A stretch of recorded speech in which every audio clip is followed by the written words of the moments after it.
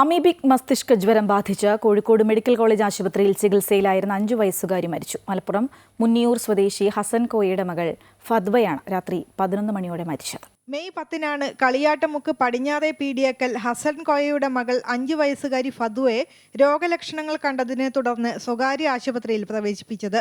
രോഗം ഭേദമാകാത്തതിനെ തുടർന്ന് പിന്നീട് കോഴിക്കോട് മെഡിക്കൽ കോളേജ് ആശുപത്രിയിലേക്ക് മാറ്റുകയായിരുന്നു. നട്ടെല്ലിൽ നിന്ന് സ്രവമെടുത്ത് നടത്തിയ പരിശോധനയിലാണ് കുട്ടിക്ക് അമീബിക് മസ്തിഷ്ക ജ്വരമാണെന്ന് കണ്ടെത്തിയത്. വെന്റിലേറ്ററിന്റെ സഹായത്തോടെ ജീവൻ നിലനിർത്തിയിരുന്ന ഫദ്വ ഇന്നലെ രാത്രിയാണ് മരണപ്പെട്ടത്. കളിയാട്ടമുക്ക് AMLP സ്കൂളിലെ നഴ്സറി വിദ്യാർത്ഥിയാണ് ഫദ്വ. കടലുണ്ടിപ്പുഴയിൽ കുളിച്ചതിലൂടെയാണ് അമീബ ശരീരത്തിൽ പ്രവേശിച്ചതെന്നാണ് കരുതുന്നത്. രോഗത്തിനുള്ള പ്രതിരോധ മരുന്ന് ഇന്ത്യയിൽ തന്നെ ലഭ്യമാക്കാൻ അധികൃതർ ഇനിയെങ്കിലും നടപടിയെടുക്കണമെന്നാണ് നാട്ടുകാർ ആവശ്യപ്പെടുന്നത്. ഏതെങ്കിലും രീതിയിൽ ജീവിതത്തിലേക്ക് തിരിച്ചു വരുമെന്ന് ഞങ്ങൾ പ്രതീക്ഷിച്ച കുട്ടി ഇന്നലെ രാത്രിയോടുകൂടി ഞങ്ങളോട് വിട പറഞ്ഞിരിക്കുകയാണ്.